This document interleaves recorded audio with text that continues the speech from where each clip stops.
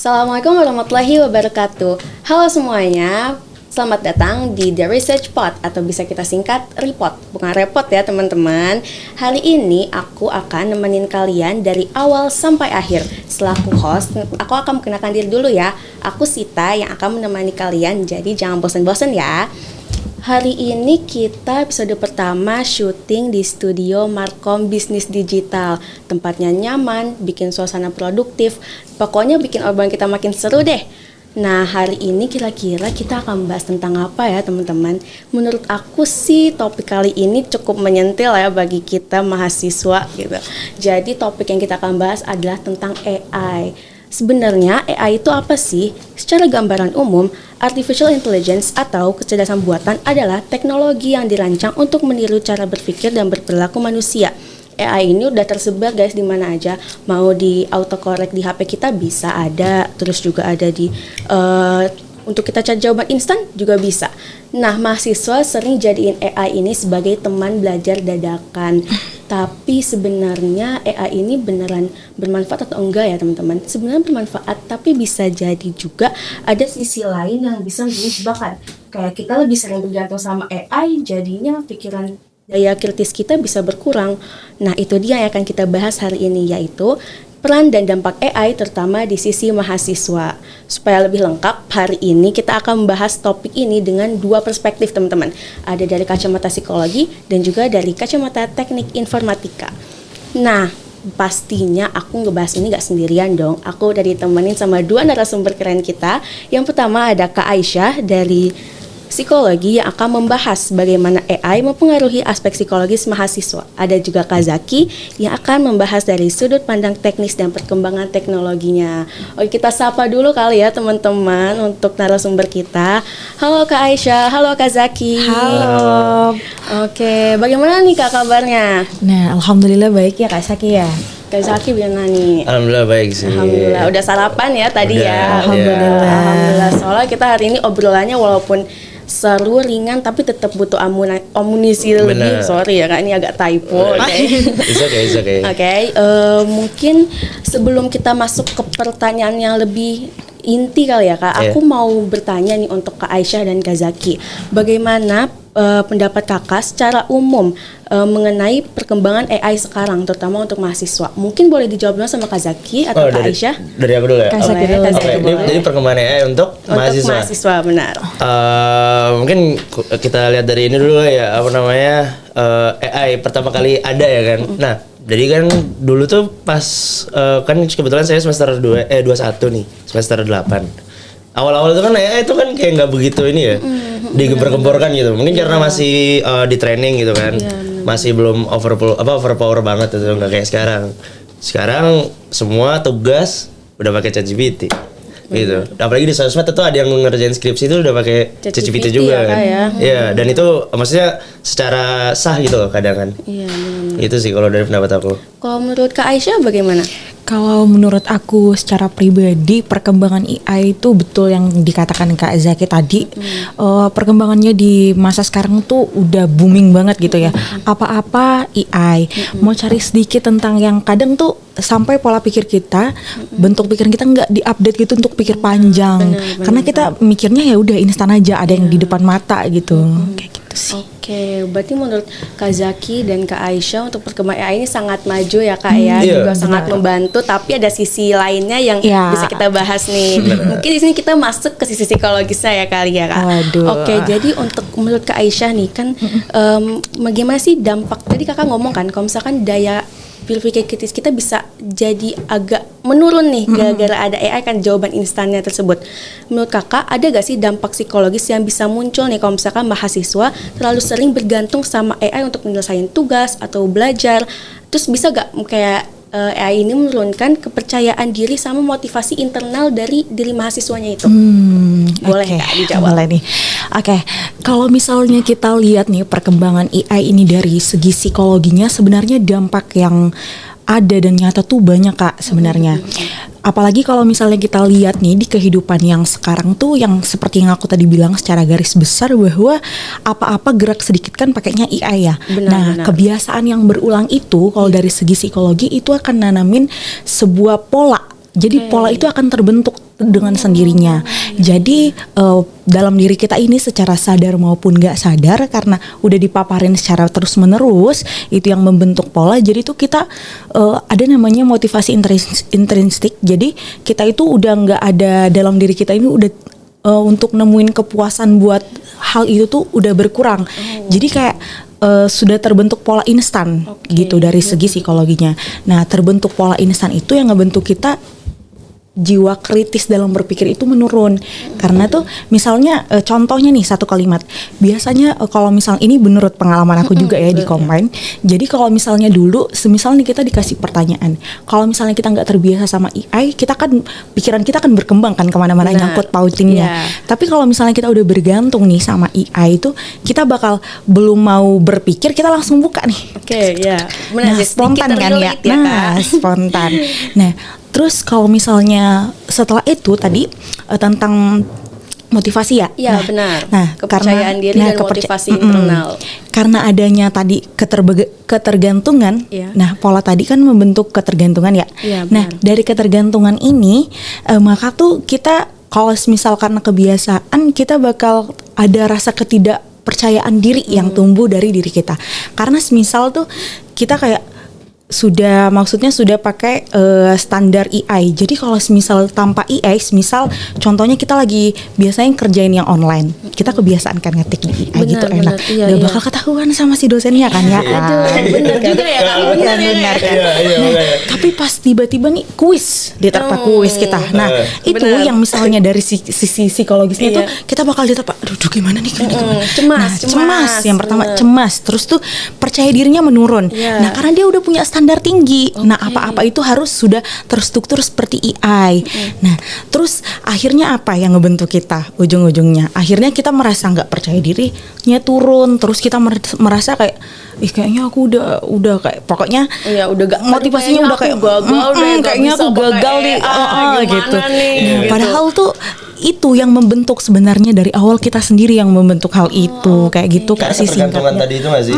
Bener banget, ketergantungan itu yang ngebentuk. Kita kan nggak sadar sekali-kali cobalah ya. Kok enak gitu kan. Terus repetitif tadi jadi kayak ChatGPT.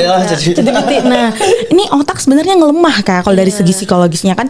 Sebenarnya sisi psikologis ini agak combine sama kedokteran ya Kak ya pembelajarannya nih.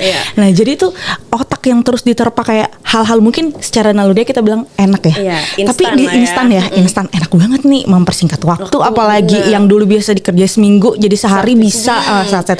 Tapi ini kebentuk di sini di kepala nih, jadi kayak apa-apa serba instan jadinya lemot. Iya, benar juga itu. Sih ya. Sebenarnya AI itu bagus Kak, tapi tergantung orangnya, tergantung gimana nanggapinnya. Karena kan nggak bisa dipungkiri nih, kita nih hidup berdampingan sama AI. Nah, ini kan baru booming yang dikatain Kak Saki tadi. Tapi sebenarnya kayak Google kan sebenarnya AI ya. Filter kecantikan tuh juga AI. Nah, sangat wanita kan perempuan seperti kita apalagi butuh banget nih filter ya. Gitu sih Kak. Oke, jadi sebenarnya kalau dari sisi psikologisnya hal tersebut tuh memang bisa untuk melemahkan otak karena ada sisi ketergantungannya tersebut, memberikan rasa enak, istilah mungkin dopamin instan yang bikin kita meningkat. Jadi kayak yang aduh udahlah AI aja. Kalau misalnya tanpa AI kayak aduh kayaknya aku gak bisa deh gitu ya Kak ya. Bahkan kalau berkepanjangan tuh bisa nyebabin burnout atau depresi sih Kak. Oh beneran bisa. Bisa. Nah, karena coba tuh kayak jelaskan lebih detail lagi. Oh kayaknya ini nih informatif banget ya Kak ya. Bisa burnout gitu gimana? Gimana tuh Kak? Kan kalau misalnya manusia tipe-tipenya beda-beda ya Kak ya. Iya benar. Misalnya ada manusia yang kayak pemikir sama yang kayak bodo amatan. Apalagi nih ini relate-relatean ya. Nah, pribadi masing-masing masuk. Kalau misal kita masuk nih kayak misalnya ciri orang yang bodo amatan ya udah lewat kan sekedar angin lalu. Tapi bagi beberapa orang yang pemikir, misalnya nih dia untuk proses pemindahan apalagi kuliah yang awalnya SMA, SD, SMP, SMA kan tertata ya. Tertata banget nih. Kamu kesini diarahin kesini. Masuk dunia kuliah, kamu nggak nyari sendiri udah stop di situ. Ya kan. Nah, bagi sebagian orang, semisal dia nih terjun ke dunia kuliahnya ini kurang adaptasinya, maksudnya dia lebih susah untuk berbaurnya ya kan. Nah, semisal dia menggunakan namanya dia nggak tahu ya, apalagi misalnya dari segi psikologinya orangnya introvert. apa sih AI kan sering dipakai curhat aja bisa ya. Nah, bisa Iya, ya kan. bener ya. Tuh cewek tuh biasanya kayak gitu. Benar, Bakir. Jawabannya lebih mengena di hati, Iya, jadi kayak lebih bener nyaman banget. gitu ya kayak. Ya kayak AI ini bisa mendengarkan tanpa ngejudgement gitu Iya, ya. Enak nanyain enak apa ya, dijawab gitu kan ya. Iya, sesuai apa yang kita mau juga gitu. Iya, Benar betul. banget. Jadi kalau misalnya orang introvert kan daripada gue capek-capek habisin tenaga keluar, Iya, mendingan gue iya. tanyain AI gitu kan. Nah, sekali dua kali dia nggak sadar nih, sampai akhirnya untuk adaptasi ke dunia kuliah juga dia gunain AI itu. Nah, hal yang harusnya dia adaptasi yang awalnya di SMP SMA misalnya, kita kan nggak boleh bawa HP ya dulu di Benar. sekolah Iya, ya kan, disimpan kayak lah ya, disimpan, disita gitu. Nah, itu kan menuntut ya, hal Iya. yang menuntut untuk kita berpikir kayak misalnya apa nih, hal yang misalnya kata ayam aja kita itu bisa kemana-mana tahu, bisa menjabarin. Tapi kalau IA tuh udah kita terpatok ke situ doang. bener. Nah, kalau misalnya orang yang nggak bisa adaptasi di dunia kuliah, ketika dia tadi dihadapkan tadi pada posisi yang aku bilang tiba-tiba ujian dan lain sebagainya, maka itu rasa gagalnya itu akan membekas banget sih Kak. Rasa gagal yang dia hadapi secara psikologis yang membuat dia burn out dan mungkin depresi ringan bermulai karena dia merasa udah nggak berharga, dia merasa diri dia itu kayak ini bukan aku yang dulu gitu. Harga dirinya turun, harga gitu dirinya ya, kayak. turun kayak kok aku kayak gini, kok aku kayak gitu. Jadi ujung-ujungnya dia nyalahin AI. Nah, entah dia nyalahin untuk misalnya dia berubah ke hal lebih positif atau mungkin dia bilang udahlah udah terlanjur, ya udah terusin aja. Iya. Nah, ada juga kan yang kayak gitu. Akhirnya bakal perlahan numpuk kan Kak. Hal yang numpuk akan menimbulkan depresi. Iya. Kayak gitu sih begitu singkatnya. ya. Iya, benar Menarik banget. juga ya Mas Iya, Zaki ya, menarik. makanya. Ini benar sangat informatif. Jadi sebenarnya pemakaian AI itu sebenarnya sangat berguna untuk kita mahasiswa. Tapi Banget. mungkin di balik itu butuh pribadi yang kuat, seperti kayak misalnya motivasi diri yang kuat Ya. dan juga kepercayaan diri dan harga diri yang kuat juga Iya. ya Kak Dia ya. lebih ngenanya ke emosional banget Iya, sih sebenarnya. Kita lebih harusnya kita itu bisa combine kan karena kita hidup berdampingan dengan AI, mungkin lebih diperkuat di self awareness-nya. Iya, benar-benar. Kepercayaan diri kita ya kan ya. Jadi kayak misalnya udah kita nih bisa nih kolaborasi sama AI nih. Tapi kita tanya nih kembali ke diri kita ini paham apa cuma sekedar copy paste aja kayak gitu. Iya, benar-benar. Oke, sangat menarik ya kayak Iya. untuk pembahasan kali ini kayak benar-benar menyentil hati juga nih sedikitnya kayak aduh curhat sama AI sering juga saya saat ini buat mahasiswa yang real.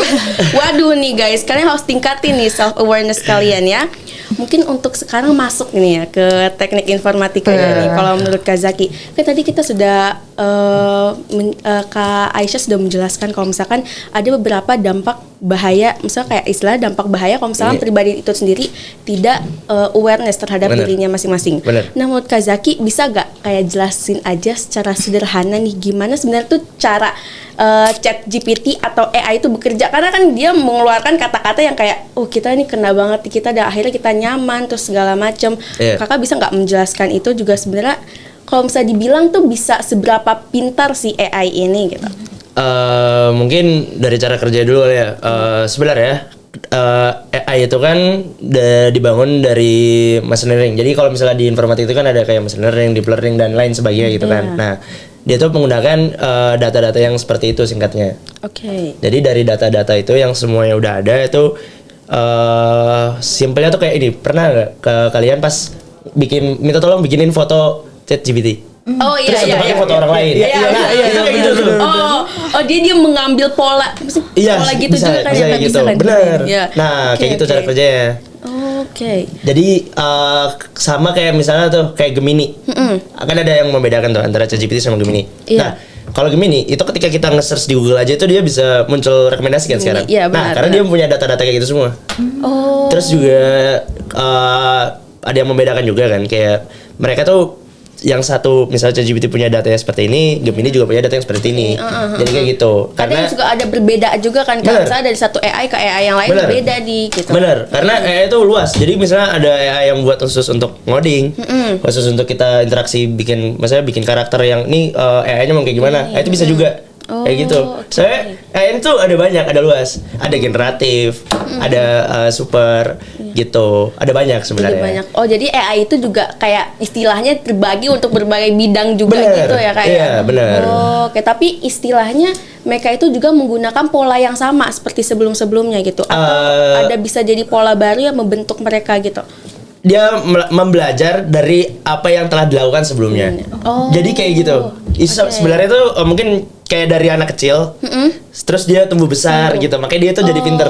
Oh, dia dikasih informasi Iya. terus-menerus gitu Bener, ya, Kak? Jadi kayak gitu. kayak AI akhirnya meningkat gitu. Yes. Itu dia bisa seberapa istilahnya seberapa pintarnya banget nih Kak untuk maksimal AI? Apa tidak terbatas nih? Mentoknya nih, ini mentok AI nih. Bisa dipakai buat perang. Bisa Kak? Iya, bisa. Wow. Wow. Oh, benar. Benar. Iya, kayak itu ada kayak di luar negeri itu humanoid kan. Jadi robot. Itu robot Oh, iya, terus udah jadi polisi itu dari AI gitu robot lah. Jadi polisi gitu. Jadi dia gerak sendiri kayak gitu. Kan kalau misalnya kayak AI gitu misalnya nih, kalau polisi sih itu kan dia masih ada rasa kayak sungkan apa gimana, ada ramahnya gitu kan. Iya. Kayak salah enggak itu kayak masih ada susah gitu. Tapi kalau robot salah ya salah. Iya. Bener ya bener kayak gitu Tidak kan. ada rasa emosionalnya Iya. itu Nah, ya itu. psikologi ini. Tadi Psikologi makanya ada ini. disebut model Oh, dipinggirkan gitu ya, Kayak Kak, ya? Oh gitu. Mungkin sebenarnya kayak gitu. Oh my god, aku baru tahu loh itu yang bisa AI ini bisa buat perang yang bisa jadi. Aku kira Iya. aku sih pernah nonton Kak, tapi kirain pernah ya? cuma sekedar film, Film doang. doang, Ternyata iya. emang Itu beneran, Iya. itu beneran. Dan itu lagi dibangun lah gitu. Blueprintnya kayak gitu-gitu. Oh, menarik ya, tapi tetap takut juga nih. Bahaya ya, nggak sih kayak lama-lama? bahaya juga. Yes. Nah kan ini kita udah membahas nih bahayanya AI ini kan ya. Kira-kira boleh gak Kak Zaki kayak kasih gambaran resiko yang nyatanya nih, tapi di kalangan mahasiswa kayak yang gak paham batas memakai AI itu, kayak misalkan plagiarisme atau manipulasi data gitu. Boleh gak Kakak kasih contoh-contoh nyatanya gitu? Contoh nyata terkait yang merugikan mahasiswanya. Ya benar, yang merugikan kayak mahasiswa ini tidak paham nih batasan dia menggunakan AI, jadinya dia kayak menyalahgunakannya. Nah kira-kira apaan contoh nyatanya seperti apa gitu Kak? Mungkin kalau di kalangan mahasiswa ya, kadang nih ya mahasiswa tuh suka misalnya nih ada soal copy Iya, paste kan, benar. terus itu dipilih semua gitu loh dari yang ada dikasih sama GPT jadi jawaban kan, padahal nggak 100% tuh benar. Benar. Ya kayak gitu. Itu salah sih sebenarnya. Jadi makanya kalau misalnya mungkin teman-teman mahasiswa ya menggunakan ChatGPT itu sebagai brainstorming, iya itu boleh. Tapi nggak sepenuhnya dari sana. Tapi tetap ChatGPT itu lebih pintar daripada kita. Itu sih. Oke, intinya ChatGPT itu lebih pintar daripada kita. Gitu. Iya. Tapi mungkin secara emosional kita bisa nih daripada ChatGPT. Nah, aku tuh sebenarnya masih Iya. ini Kak, aku mau bertanya gitu Apa kan. tuh? Kan katanya kalau misalkan sebenarnya ada beberapa bidang yang tidak bisa digantikan oleh kerja robot. Oleh kerja AI ini. Apa tuh? Kalau yang Nah, yang aku tahu ya Kak ya. Mungkin lawyer sama ada psikologi. Nah, itu mungkin keterikaitannya atas emosionalnya tidak ada apa bagaimana, jadi tidak bisa digantikan oleh robotik gitu Kak. Aku ini ya pernah ngebaca juga ya, pernah ngebaca itu emang kalau memang dari segi, jadi ini mungkin bisa dicek sendiri ya, ini takut salah juga nih ya, correct me if I'm wrong. Nah jadi itu kayak misalnya kalau robot yang kita tahu lah orang awam gitu kan, nah orang awam tuh pasti dia tuh kan gak ada perasaan ya, nggak ada hati, nggak ada akal, nggak ada naluri, ya kayak gitu, ya mungkin bisa jadi kayak gitu. Oh, oke. Sebenarnya. Jadi intinya Tapi semuanya ya bisa digantikan, bisa banget. bisa banget Kak? Bisa banget. Loh, bisa. Oh my god. Bisa. Even kayak psikologi kan misalnya kita butuh terapi segala macam itu bisa digantikan oleh AI. Menurut aku bisa sih. Menurut aku bisa. Karena adaptasinya itu yang terus berkembang itu ya Iya, Kak ya. iya, menurut aku bisa. Mungkin ada beberapa yang itu benar-benar nggak bisa digantikan mungkin. Oke. Menarik banget. Soalnya ada itu apa namanya? Jadi itu ada jurnal gitu kan. Nah, isinya itu di tahun 2030 atau 2035 itu ada yang karir atau industri yang itu yang bakal Digantikan. terganti, ya kayak gitulah mungkin singkatnya kayak gitu. Nah, yang mungkin masih melonjak apa yang bakal bisa bergantung pada hidup di tahun segitu, yaitu ke ranah yang bisa melakukan AI, Iya. terus blockchain, Web3 dan lain sebagainya. Nah, itu bakal kepake kayak gitu-gitu. Di Itu pada ada tahun jurnal, ini iya nih. benar. Oh, Karena- jadi kemajuan teknologi tersebut akhirnya hal-hal tersebut yang akan lebih berguna nih Benar, istilahnya gitu. benar. Oh, begitu. Karena kayak misalnya nih ya, aku kayak yang developer kan, karena aku sebagai developer. Itu jadi misalnya kayak yang harusnya bisa 10 orang itu bisa dipangkas gitu, bisa jadi 5 tuh bisa. Apalagi yang lain kan. Iya. Oh, ini. Wow, itu AI ini tuh sangat bermanfaat, tapi kayaknya kalau kita terus menggunakan AI juga AI-nya ini yang makin bahayanya gitu ya Ini kayak. kalau nggak salah pernah ada di ini sih di podcast siapa gitu, aku lupa. Ferry apa siapa gitu. Jadi yang nggak bisa digantikan tuh kayak gini ngobrol. Iya, oh. Pernah tahu nggak? Nggak tahu ya? Belum. Itu. Jadi yang nggak bisa digantikan tuh ya ngobrol kayak gini. Karena kan agak kaku nggak sih kalau Iya, kalau robot saya tidak menggunakan kayak kita asik gitu ya, nyambung gitu. Bener. Oh iya ya, bener-bener. Oh gitu. Gitu benar. Karena kan ada interaksi manusia gitu loh. Iya. Nah, itu yang susah untuk digantikan mungkin. AI. Iya, mungkin ya susah. Tapi ada kemungkinan nggak Kak? Apa kayak mungkin AI ini bisa adaptasi rasa kayak jadi dia lebih kayak ya gitu ngobrol biasa. Apa kemungkinannya kecil atau Belum mungkin tahu sih kalau itu. seiring teknologi berkembang bisa jadi? Mungkin bisa jadi. Oke. Tapi kadang bisa dari manusianya juga. Kalau ini apa ya? Menurutku aja gitu, in my opinion kayak apa namanya? Kan ada itu orang yang nikah sama robot. Padahal dia nggak ada emosional ya, maksudnya ngerti nggak kayak gitu? Paham. Jadi kayak emang dari manusianya aja, menurut dia punya perasaan sama aku. Ya kan banyak kan orang-orang kayak curhat sama ChatGPT itu kan merasa jadi nyaman. merasa nyaman, Itu, benar. karena kita suka sama orang kan nyaman kan. Oke, istilahnya balik lagi ke pribadian masing-masing ya. balik Kayak lagi. Emang harus ditingkatkan lagi dari sisi psikologinya untuk self awareness-nya lebih kuat gitu kan ya. Oke, nah. Oh my god, ini aku agak masih speechless dikit kayak masalah yang tadi AI ini ya teman-teman. Kalau misalkan kita lihat dari sisi psikologi sama teknologinya ini, menurut kalian berdua nih Kak Zaki sama Kak Aisyah, dari segala macam teknologi yang sudah berkembang dan akan pesat juga nantinya nih, kan kalau kita ngasih terus informasi ke AI juga bahaya juga gak sih untuk selanjutnya bagi kehidupan kita, takut nanti dikuasai robot atau bagaimana. Menurut kalian tuh untuk kita mahasiswa ini butuh gak kayak ribut cara belajar kita, kayak misalkan yang tadinya tergantungan sama AI segala macam. Nah ini bagaimana caranya bersikap sama AI biar lebih terbantu tapi tidak tergantungan? Kayak menurut kalian sistem ribut belajarnya seperti apa? Kayak sistem belajar yang cocok untuk ini gitu. Kayak dia tetap menggunakan AI tapi tidak berlebihan dan juga tidak tergantungan. Tapi tetap saling menguntungkan. Boleh? Mungkin dari Aisyah dulu boleh? Boleh. Dari Aisyah dulu. Ini kurang kedengeran.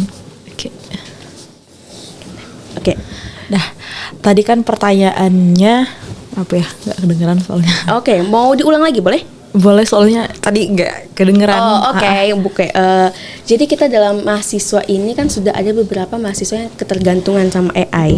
Justru pastinya kita itu harus ribut dong cara belajar kita, mengulang, istilahnya kayak menginstal ulang gimana cara belajar kita. Menurut Kak Aisyah sendiri nih, dari pembahasan sisi teknologinya dan juga sisi psikologisnya, bagaimana cara yang belajar tepat agar kita bisa menggunakan AI tapi kitanya terbantu dan tidak ketergantungan. Gitu. Mungkin boleh Kak Aisyah jawab. Oke. Mungkin untuk jawabannya sendiri aku pakai observasi menurut pengalaman aku sendiri ya. Boleh, nah, ya. Sebenarnya kalau ini misal dibilang di remote itu ngeriset proses belajar kita. Ini aku lepas nggak apa-apa Kak? Soalnya nggak kedengeran. Oke. Lanjut aja.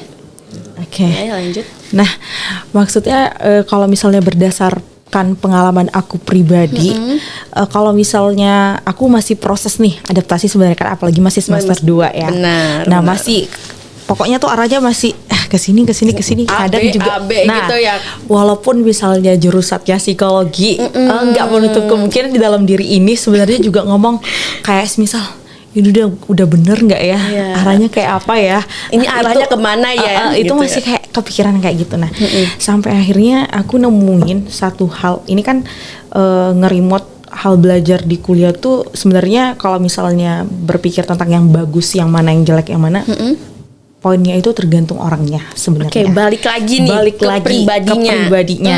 Kalau misalnya aku maksain polaku ke polamu kan, kalau misalnya beda bakal hancur kan. Benar. Jadi nggak bisa. Nah, kalau misalnya dari aku pribadi, cara yang aku lakuin buat nge-remote hal belajar itu, apalagi di kehidupan yang berdampingan dengan AI, yang pertama aku nerima dulu kalau dari segi psikologinya. Nah, gimana nerimanya? Nah, kita ini kan manusia ya. Manusia itu makhluk perasa. Betul. Nah, kayak banyak hal-hal yang sebenarnya apalagi cewek kan ya. Iya, Semua hal yang semua kayak hal nggak penting kecil-kecil aja masuk ya gitu Iya, ya. jadi bahan pikiran kan. Iya, betul. Nah, jadi cara aku tuh aku nerima dulu semuanya, kayak misalnya mungkin lebih ke refleksi diri sih. Nanyain diri aku nih maunya apa gitu. Nah, daripada aku jalan-jalan jauh tapi sebenarnya arahnya tuh nggak tahu mau kemana gitu loh. Mungkin kalau dari cara aku sendiri, aku di depan cermin gitu. Iya. Ya kadang kayak nanyain Afirmasi. afirmasi positif ke diri sendiri. Kadang juga nanyain kayak, kamu kalau misalnya nggak bisa kamu mau nggak mau harus dipaksa buat adaptasi di kehidupan yang berdampingan dengan AI ini. Iya. Mungkin waktu SD, SMP, SMA, misalnya you best gitu kan, dapat peringkat segini-gini tanpa betul. bantuan AI, dan itu merasa sangat wow, aku bangga dengan diriku. benar. Kayak misalnya tanpa apapun aku bisa mencapai itu. Tapi misalnya ketika kamu berdampingan, tahu nggak ada kata-kata yang kayak orang cerdas bakal ngarahin orang pintar. Oke, iya. Nah, itu itu keguna banget tuh di kehidupan yang berdampingan dengan AI. Yang mana kalau orang pintar kan dia mikir dulu ya. Kalau misalnya orang gunain AI, dia tinggal copy paste, misalnya tinggal ini dia udah dapat apa yang ini. Jadi cepat selesai. Kerja cerdas lah ya. Karena cerdas. Kelihatannya tuh lebih wow, ini orang pintar nih. Padahal kita belum tahu nih Sebenarnya dia kayak gimana sebenarnya gitu. dia gimana. Nah, itu kembali lagi ke diri masing-masing.